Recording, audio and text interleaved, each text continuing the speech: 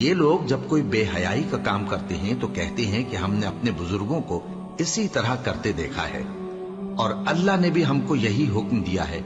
کہہ دو کہ اللہ بے حیائی کے کام کرنے کا تو حکم نہیں دیتا۔ کیا تم اللہ کی نسبت ایسی بات کہتے ہو جس کا تمہیں علم نہیں؟ کہہ دو کہ میرے پروردگار نے تو انصاف کرنے کا حکم دیا ہے، اور یہ کہ ہر نماز کے وقت سیدھا قبلے کی طرف رخ کیا کرو اور صرف اسی کی عبادت کرو اور اسی کو پکارو۔ اس نے جس طرح تم کو ابتدا میں پیدا کیا تھا اسی طرح تم پھر پیدا ہوگے۔ ایک فریق کو تو اس نے ہدایت دی اور ایک فریق پر گمراہی ثابت ہو چکی۔